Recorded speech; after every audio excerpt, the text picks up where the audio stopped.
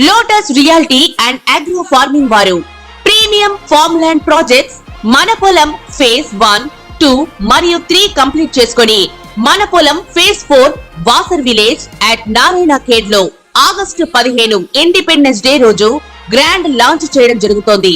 Launching మరియు independence day సందర్భంగా 5 guntas land out rate లో బుక్ చేసుకున్న వారికి 1,50,000 రూపాయల డిస్కౌంట్ తో పాటు 2 గ్రాముల గోల్డ్ ఫ్రీగా ఇస్తున్నారు. పూర్తి వివరాలకు సంప్రదించండి. ఈ యొక్క పోలాల అమావాస్య మనకు వస్తుంది. శ్రావణ అమావాస్యని పోలాల అమావాస్య అంటాం. మరి ఈ అమావాస్య రోజున మామూలుగా అమావాస్య అంటేనే చాలా భయపడతాం. ఇది దక్షిణాయనంలో వచ్చేటటువంటి అమావాస్య కాబట్టి చేతబళ్ళు చిల్లంగులు ఇవన్నీ కూడా చేయడానికి మంత్రగాళ్ళకి ఎక్కువగా దొరికేటటువంటి అవకాశం. ఈ దక్షిణాయనంలో మహాలయ అమావాస్య అయితే పితృపక్షాలకు మనం ఎలాగైతే ఈ యొక్క పిండాలు ప్రధానాలు ఇవన్నీ కూడా చేస్తామో ఈ వారం అంతా కూడా 15 రోజులు కూడా అలా మొత్తం ఈ శ్రావణ అమావాస్యకి మనం పోలాల అమావాస్య అని చేస్తాం. పోలాల అమావాస్య చరిత్ర ఏంటండి అంటే, ఒక ఆవిడ ఉండేది, పురాణ కథ చెప్తున్నాను మీకు.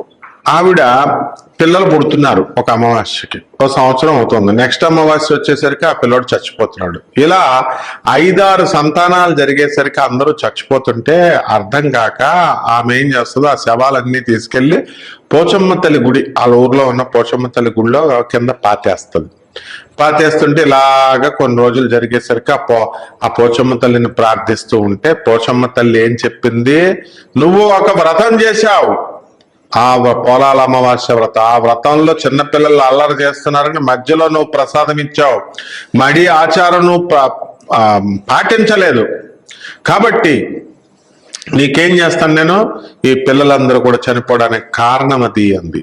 ఎవరైతే వేణుస్వామి చెప్పారని చెప్పేసి ఈ యొక్క పూజలు, యోని పూజలు, తాంత్రిక పూజలు అని చెప్పి మీరంతా కూడా ఈ పూజలు చేశారు. వామాచార కౌలాచార పూజలు, దానికి నియమ ఆచారాలకు భంగం కలిగేలా చేస్తే ఏమైంది ఇక్కడ ఈ పోలాల అమావాస్య కథలో? అమ్మవారు క్రోధంతో మామూలు మడి ఆచారం మామూలు తప్పితేనే ఊరుకోలేదు, ఆ పిల్లల్ని చంపేస్తుంది. మరి మీ పరిస్థితి ఏంటి ఆలోచించండి. ఆయనలాగా చెప్పేవాళ్ళు కౌలాచారం అని, తర్వాత సమయాచారం అని, తర్వాత దక్షిణాచారం అని, ఈ యొక్క వామాచారం అని ఇవన్నీ చెప్తున్నారు. దక్షిణాచారం పర్వాలేదు, సమయాచారం అవంతా కూడా ఓకే, మిగతావన్నీ కూడా కాపాలికమని ఇవి అని అవని పంచబలులు పంచమకరాలు చెప్పిన వాళ్ళు ఎవరు ఉండరు. మీ కుటుంబాలు ఎగిరిపోతున్నప్పుడు పేగలు కోసేసి మేకలు రక్తం వేసేసి ఇలాగ విగ్రహంలో దక్షిణ కాళిక అని ఒకడు, శ్మశాన కాళి అని ఒకడు ఇలా వేసేసి రక్తాభిషేకం చేసేస్తున్నట్టు బిల్డప్లు ఇచ్చి ఫోన్ చేస్తే పోలాల అమావాస్య ఊరుకోదు అమ్మవారు పోచమ్మ తల్లి. కాబట్టి అంతా నాశనమే. ఇలాంటి అవైదిక కర్మలు, ఇలాంటి పూజలు చేసేటటువంటి వాళ్ళకి వంశ నాశనం అయిపోతుంది. ఇందులో సందేహం లేదు, మీ మంచి కోరి నేను చెప్తున్నాను. కాబట్టి పోలాల అమావాస్యలో అప్పుడు మళ్ళీ చక్కగా మడి కట్టుకొని చేయమంటే అప్పుడు ఆ అమ్మాయి చక్కగా చేసిన తర్వాత బ్రహ్మాండంగా మంచిగా పిల్లలు నిలబడ్డారు. ఇది పోలాల అమావాస్య చరిత్ర. ఈ అమావాస్య రోజున మనము ఏం చేయాలి అంటే, మంత్రాలు తీసుకున్నారు చాలా మంది. గురుగారు నాది కర్కాటక రాశి, మృగశిర నక్షత్రం, మీకు మీరే చెప్పేస్తున్నారు ఫోనుల్లో. మరి నేను ఏ మంత్రం చేయాలండి అంటే నువ్వు మంత్రం అడిగేగానే హనుమత్ ప్రత్యంగిరా మంత్రం ఇవ్వండి అంటే నువ్వు మంత్రం అడిగేగానే నేను ఇచ్చేస్తానికి. అసలు నీ చరిత్ర ఏంటి? నువ్వు ఎవరు? అసలు దేవుడితో నీకు ఉన్న అనుబంధం ఏంటి? ఏ మంత్రాలు చేసావు అంతకుముందు? ఒకేసారి నాకు ఫోన్ చేసేసి 10th క్లాస్ పాస్ అవ్వకుండా, ఇంటర్ పాస్ అవ్వకుండా MBBS లో సీటు చేయాలండి, నాకు MDలో కావాలండి, MS లో కావాలండి, లేకపోతే MTech లో కావాలండి అంటే ఇచ్చేస్తారు ఎవరన్నా? నువ్వు ఏం చేసావు? అసలు ఎన్ని సంవత్సరాలు చేసావు సాధన? ఇవన్నీ చూస్తాం కదా. అలా తర్వాత అడిగితే ఒక ఆవిడ ఏం చెప్పిందంటే, ఏమండి నేను వైజాగ్ నుంచి చేస్తున్నానండి, బాలా త్రిపుర సుందరిను గణేశుడికి చేశానండి, మరి మంత్రం ఎన్ని లక్షలు చేయిందమ్మా జపం అన్నాం. అది అలా లెక్క పెట్టుకోవట్లేదండి, నేను మామూలుగా చేసేస్తున్నానండి. అంత శ్రద్ధ అశ్రద్ధ పనికిరాదు. నువ్వు ఒక దాని మీద నువ్వు నిలబడ్డావంటే నువ్వు ఎన్ని లక్షలు చేసావో గురువు అడుగుతున్నప్పుడు ఆ కౌంట్ కూడా చెప్పాలి నువ్వు. అప్పుడే ఆ దేవత మీద నీకు అంత శ్రద్ధ ఉన్నట్టు, అప్పుడే నీకు ఫలిస్తుంది. తర్వాత ఈ కొన్ని కొత్తాలపేటం అని ఒకటి ఉంది, ఆయన సిద్ధేశ్వరానంద భారతి గారు ఆ మంత్రాలు అడుగుతుంటే అందరికి ఇచ్చేస్తున్నారు, డబ్బులు తీసుకొని ఇస్తున్నారు, ఫ్రీగా ఇస్తున్నారు, ఆశ్రమానికి ఇవ్వండి అని ఏదో రకాలుగా వాళ్ళు 18,000. ఇంకోడు ఉన్నాడు ఎవరు, మధుసూదనాచారి అని చెప్పేసి మంత్రాలు ఇచ్చేస్తాం, తర్వాత మీకు 30,000 ఇవ్వండి, 40,000 ఇవ్వండి. ఇది ఏంటి బిజినెస్సా? ఊరికినే ఇచ్చినా నువ్వు డబ్బులు తీసుకొని ఇచ్చినా ఆ మంత్రాన్ని గనక వాడు తీసుకున్నటువంటి శిష్యుడు గనక చేయడం మానేస్తే అది పూర్తి చేయాల్సినటువంటి బాధ్యత ఆ గురువు మీద ఉంది. అందుకనే ఈ రోజున చూడండి, క్షుద్ర శక్తులతో పూజలు చేసుకుంటున్నటువంటి వాళ్ళు, వామాచారం కౌలాచారం అని చెప్పి పూజలు చేస్తున్నటువంటి వాళ్ళు ఉవ్వెత్తుని ఎగిసి ధడేల్ మన కింద పడిపోయారు, పతనమైపోయారు. ఇంకా చాలా వంశ నాశనం కూడా అయిపోతుంది. ఇలాంటి దాన్ని ప్రోత్సహించేటటువంటి ప్రేక్షకులు కూడా సర్వనాశనం అయిపోతారన్నమాట. భక్తులంతా కూడా ఎవరైతే ఈ జగద్గురు ఆది శంకరాచార్యులు వారు చెప్పిన దాన్ని వ్యతిరేకంగా వెళితే మామూలు పసుపు వేయాలా, కుంకుమ వేయాలా, గంధం వేయాలా, నిమ్మకాయ పెట్టాలా, గుమ్మడికాయ పెట్టాలా, అంతే. అతి తెలివితేటలు ఉపయోగించి డబ్బుల కోసం ప్రజల్ని మస్మరైజ్ చేద్దామా అని చెప్పి యోని పూజలని, తాంత్రిక సెక్స్ అని, ఏంటయ్యా మీరంతా ఇలా చేస్తే ఏమవుతుంది? చూశాం మేము ఆనాటి రామలింగ సిద్ధార్థి రాజమండ్రి దగ్గర నుంచి, చంద్రస్వామి దగ్గర నుంచి, డాక్టర్ ఎన్టీ రామారావు గారు లాస్ట్కి ఏమయ్యారు? మరి ఆ పూజలు చేయించారు, శ్మశానంలో పూజలు చేయించారని అనేవారు, ఏమైపోయారు అంతా. కాబట్టి పదవీ గండాలు ఉన్నాయి, ఇవన్నీ జరిగినాయి. ఈ రకంగా మనకి ఇటువంటి అవైదిక పద్ధతుల్లో పూజలు చేసుకోకూడదు. కానీ మీకు ఈ అమావాస్యకి, ఈ పోలాల అమావాస్యకి అందరికీ కూడా మంత్రగాళ్ళకు అద్భుతమైనటువంటి సమయం. కాబట్టి మీ జుట్టు ఎక్కడా ఎసరకండి, మీ పాత బట్టలు ఎక్కడా వదిలేయకండి, మీ కాలి గోళ్ళు ఎక్కడా వదలకండి. తర్వాత మట్టి, మీరు నడిచేటటువంటి మట్టి, 4 వీధుల మట్టి, ఇవి దొరికితే చాలు. మయాంగన కూరుంది అస్సాంలో. ప్రతి ఇంటికి ఒక మంత్రగాడు, ప్రతి ఇంటికి ఒక చేతబడి చేస్తాడు, ఒక చేతబడి తీసేస్తాడు. చేతబడులు ఉన్నాయా లేవా అనేది తర్వాత సంగతి. అదంతా సైన్స్ ప్రకారం మాకు తెలుసు. అవన్నీ ఒకళ్ళు చెప్పాల్సినటువంటి పని లేదు. ఒక అధర్వణ వేద పండితుడిగా, ఒక ప్రొఫెసర్గా, సైన్స్ లో ప్రొఫెసర్గా నాకు తెలుసు అవన్నీ. కాబట్టి ఈ మంత్రాలకి, తంత్రాలకి ఇవన్నీ కూడా ఈ పోలాల అమావాస్య రోజున, ప్రతి అమావాస్యకి కూడా చేస్తారు. దుష్టశక్తులు, ప్రేతశక్తులు, ఇవన్నీ కూడా నీచ శక్తులు, ఇవన్నీ కూడా పెట్టరేగిపోతాయి అన్నమాట. ఎవరైతే మరి పూజలు చేస్తున్నారో వీళ్ళంతా కూడా చేతబళ్ళు చేసేటటువంటి వాళ్ళంతా కూడా మరి ఉన్నారు. మేము చేతబడులు చేస్తాం, ఇవి చేస్తామని, అవి చేస్తామని. అసలు ఈ డాంబికంగా చెప్పుకునే వాడికి ఒక్కడికి కూడా చేతబడి చేయడం రాదు. సీక్రెట్ గా ఉంటారు అటువంటి సాధనలు చేసేటటువంటి వాడు. కాబట్టి ఈ అమావాస్యలో ముఖ్యంగా మేషరాశి వారికి, మిథున రాశి వారికి ప్రమాదం, తర్వాత ఈ యొక్క కన్య రాశి వారికి ప్రమాదం, మకర రాశి వారికి ప్రమాదం. ఈ రాశుల వాళ్ళు చాలా జాగ్రత్తగా ఉండాలి. ఈ అమావాస్య తర్వాత నుంచి, అమావాస్య రోజున నరదృష్టి ఎందుకు పడుతుందా? నరదృష్టి, మరి నాకు హెడేక్ ఎందుకు వస్తుంది, బయటికి వెళ్ళగానే హెడేక్ వచ్చిందని అంటారు. అంటే ఇవన్నీ లేవా? చెప్పేటటువంటి వాళ్ళు లెక్చర్లు చేస్తారు, వెళ్ళి ముగ్గేస్తారు, కూర్చో మరి, వెళ్ళి సరైన మంత్రగాడు వేసే చోట కూర్చో మరి. మయాంగ్ వెళ్ళు, మేము చేతబడినామండి, రక్తవన్నం తినేసామండి, మేము మట్టిలో కూర్చున్నామండి, ఇట్లు ఏం కుదరావు, వెళ్ళావు మయాంగ్కి వెళ్ళావు, మయాంగ్లో చూపిస్తారు వాళ్ళ తడాక. ఇప్పటికీ కూడా ఒరిస్సాలో, కేరళలో కొన్ని ఏరియాల్లో మరి భయంకరమైనటువంటి మంత్రగాళ్ళు ఉన్నారు. హిమాలయాల్లో ఋషులు వచ్చేసి మీతో మాట్లాడుతున్నప్పుడు మంత్రగాళ్ళు ఉండరా? మంత్రగాడంటే ఏంటో కాదు, కరెక్ట్ గా ఒక వ్యక్తి కూర్చున్నాడు అనుకో, చాక్ ఇలా ఇసిరాడు అనుకో, షార్ప్ షూటర్ అయితే కరెక్ట్ గా ఇలా లివర్లో దిగిపోద్ది కత్తి. రానివాడు ఏం చేస్తాడు, కత్తి ఇసిరితే ఎక్కడో చోట, చేయి దగ్గర పక్కనో ఎక్కడో చోట మొత్తం మీద గాయమవుద్దా అవదా? చేతబళ్ళు వచ్చినోడైనా రానుడైనా ఆడి ప్రయత్నాలు ఆడి చేస్తే ఖచ్చితంగా ఎక్కడో చోట దెబ్బ తినడం ఖాయం. కాబట్టి ఈ రాశి వాళ్ళు చాలా జాగ్రత్తగా ఉండండి.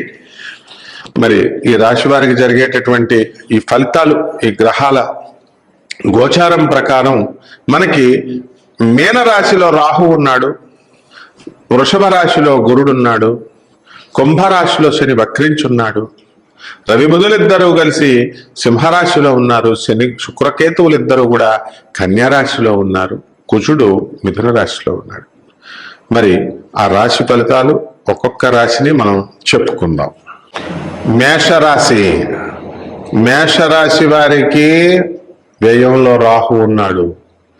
మోసపోవడానికి రెడీగా ఉండండి.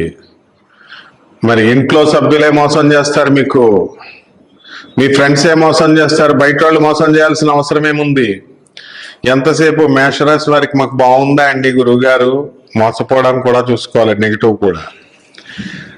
మరి లాభంలో ఉన్న శని మీకు మేలు చేస్తాడు, అర్థమైందా? అందువలన మీరు ట్రావెలింగ్ లో ప్రొఫెషన్ లో ఉన్నటువంటి వాళ్ళు, marketing agents, commission agents, brokers, real estate brokers, ఇటువంటి వాళ్ళందరికీ కూడా బ్రహ్మాండంగా ఉంటుంది ఈ రాశి వారికి. అలాగే రైతులు పని మటాష్, రైతులు వ్యవసాయం చేసి పండిస్తారు, కానీ దాన్ని పంట అమ్ముకోవడం చేత కాదు.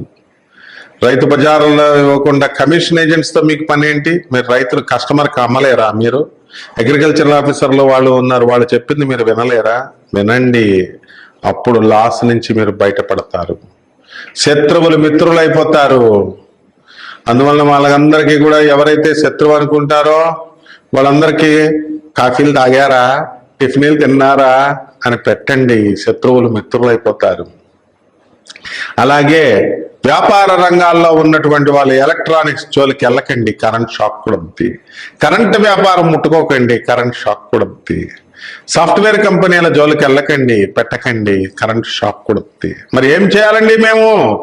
హాస్టల్స్ పెట్టండి, హోటళ్ళు పెట్టండి, చిట్టిపట్ల వ్యాపారం పెట్టండి, స్వీట్ షాపులు పెట్టండి, జెమ్స్ అండ్ స్టోన్స్ బిజినెస్లు పెట్టుకోండి, ఉప్పు చేపల వ్యాపారం పెట్టుకోండి. మరి మీడియాలో ఉన్న వాళ్ళు మా పరిస్థితి ఏంటండి? మేమంతా సీనియర్ జర్నలిస్టులం. ఈ మధ్య జర్నలిస్టుల డిమాండ్ ఎక్కువైపోయింది, తిరగబడిపోతున్నారు జనం. మరి వీళ్ళందరికీ కూడా ప్రమోషన్స్ రావడానికి అవకాశాలు ఉన్నాయి. అలాగే ప్రభుత్వ ఉద్యోగాలు, ఏమండి మాకు శాలరీలు సరిపోవట్లేదు, ఇంకా మాకు ఆదాయాలు కావాలండి, సైడ్ ఆమ్యామ్యాలు కావాలండి అనేటటువంటి వాళ్ళకి revenue, police department, commercial tax, income tax department, వీళ్ళకే ఛాన్సులు, ఆమ్యామ్యాలు. మిగతా వాళ్ళకి ఏమన్నా ఎవరు ప్రజలు.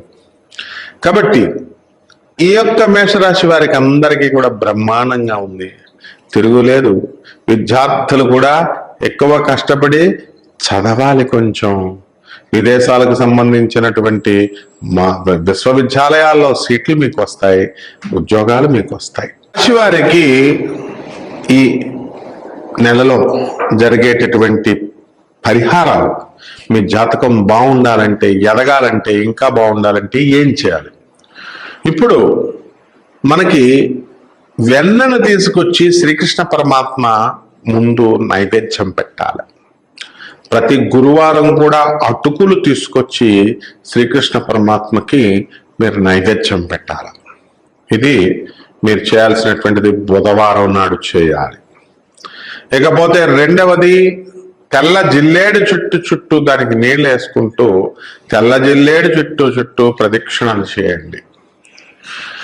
తర్వాత ఆ తెల్ల జిల్లేడు చెట్టుకి ఆ పువ్వులవన్నీ కోసి ఈశ్వరుడికి కానీ ఆంజనేయ స్వామి వారికి కానీ దానిపైన వెయ్యాలి.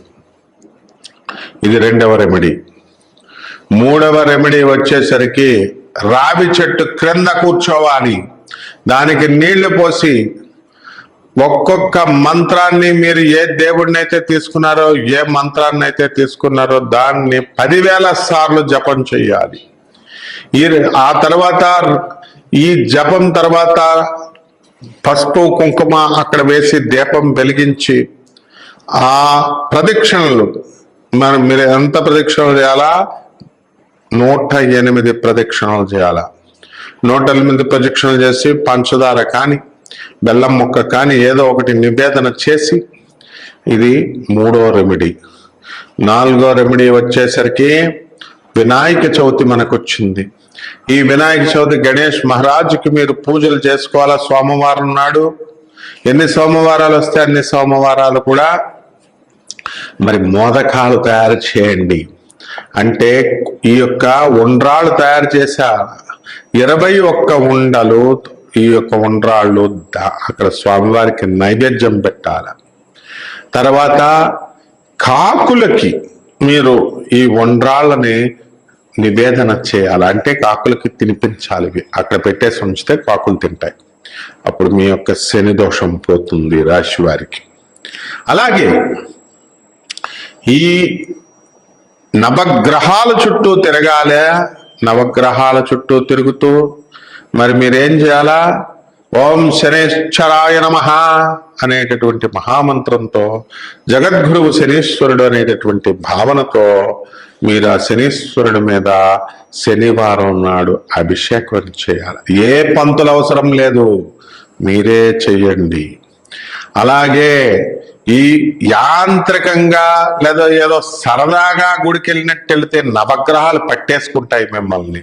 ఎక్స్కర్షన్ కాదు ఇది, హనీమూన్ కాదు ఇది. నవగ్రహాలతో శని అభిషేకం చేసిన తర్వాత కాళ్ళు కడుక్కోమని చెప్తున్నారు పంతుళ్ళు. వాళ్ళని పట్టుకోదు, మిమ్మల్ని పట్టుకుంటది శనీశ్వరుడు. శనీశ్వరుడు ఒక్కసారి పట్టుకుంటే చాలు, పెళ్ళ వదిలేస్తుంది. కలత్రపుత్ర శత్రుత్వ కారణాయ నమః అన్నాడు. పెళ్ళం రివర్స్ అయిపోద్ది, పిల్లలు రివర్స్ అయిపోతారు. మరి ఇది శని యొక్క ప్రభావం. శనీశ్వరుని చూసి మీరెవరు భయపడడానికి? సకల దేవతలు పారిపోతారు భయపడి శనీశ్వరుడు వస్తుంటే. విష్ణుమూర్తి చెట్టు చాటును దాక్కున్నాడు, శివుడు త్వరలో దాక్కున్నాడు, బ్రహ్మదేవుడు ఎక్కడో చెరువు పక్కన దాక్కున్నాడు. ఇంద్రాది ఇటువంటి చిన్న చిన్న దేవతలంతా కూడా పారిపోతారు, అష్టదిక్పాలకులు, మిగతా గ్రహాలన్నీ. అది జగద్గురు అయినటువంటి శనీశ్వరుడు మహిమ. ఎవరినైతే శనీశ్వరుడు అనుగ్రహిస్తాడో వాళ్ళు అపార కుబేర్లు అవుతారు. Food fats fertiliser Sushil Goenka managing director. ఉదాహరణ గూగుల్ చేసుకోండి, చూసుకోండి. నా ఫ్రెండ్ అతను, ముఖేష్ అంబానీ కజిన్ అతను. తౌడు ఫ్యాక్టరీ రన్ చేసి ఆ స్థాయి నుంచి ఏ స్థాయికి వెళ్ళిపోయాడు. ఇలా ప్రమాణాలు చెప్పమనండి ఎవరైతే చెప్తారో శనీశ్వరుడి గురించి. నీళ్లు కడుక్కోవాలా, బట్టలు వదిలేయాలా, స్నానం చేసేసి ఆ బట్టలు అక్కడ వదిలేయాలా? శనీశ్వరుడు అంటరానోడు అనుకుంటున్నారా మీరు? ఎవరు వాళ్ళు చెప్పింది? శనీశ్వరుడు నవగ్రహాలు గరికపాటి నరసింహారావు గారు చెప్తారు. శ్రీ వెంకటేశ్వర స్వామి సుప్రభాతంలో చెప్పారు. మరి వీళ్ళంతా కొబ్బరి చిప్పల కోసం అడుక్కునే వాళ్ళు వెంకటేశ్వర స్వామి టెంపుల్ దగ్గర అని చెప్పారు. ఆయన ఎంత మంచి ఉద్దేశంతో చెప్పారు? మీరు నవగ్రహాల కోసం డబ్బులు పాడు చేసుకోవద్దు అన్న ఉద్దేశంతో చెప్పారు. అంతేగాని ఆయనకు తెలియదు ఆ నవగ్రహాలు ఒక్కసారి పట్టుకుంటే గరికపాటి నరసింహారావు గారు కాదు, టీవీ మహామూర్తి కానీ, మరి ఎవరైనా సరే చాగంటి కోటేశ్వరరావు గారు కానీ ఎవరైనా సరే వెళ్ళిపోతారు. మొత్తం దేవతలే పట్టేసుకుంటాడు. కాబట్టి మహామూర్తి గారు ఏమంటాడు? ఈ నవగ్రహాలే లేవు, రాహుకేతువులే లేవు, ఈ గ్రహాలే లేవు, మరి ఇవన్నీ వెంకటేశ్వర స్వామి గుడి దగ్గర అడుక్కునేటటువంటి చెప్పలు అడుక్కుంటారని గరికపాటి నరసింహారావు గారు చెప్పారని చెప్తారు. తప్పునైనా అలా చెప్తే శనీశ్వరుడు పట్టేసుకుంటాడు, అందులో డౌట్ లేదు.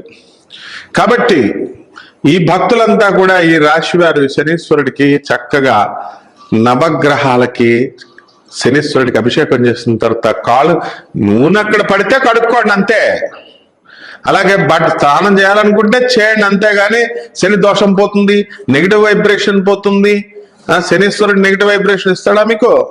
మీరు నెగిటివ్ వైబ్రేషన్ ఉంటే శనీశ్వరుడికి అభిషేకం చేసిన వెంటనే అక్కడ పోయిందంతే. మళ్ళీ మీరు స్నానం చేసి సపరేట్ గా మళ్ళీ మీరు బట్టలు అక్కడ వదిలేసి మీ ముష్టి బట్టలు ఎవరికి కావాలా? ఇలా మీరు చెయ్యండి. ఇలా చేసినప్పుడు మీకు జాతకం బ్రహ్మాండంగా పరిగెడుతుంది. శుభమస్తు.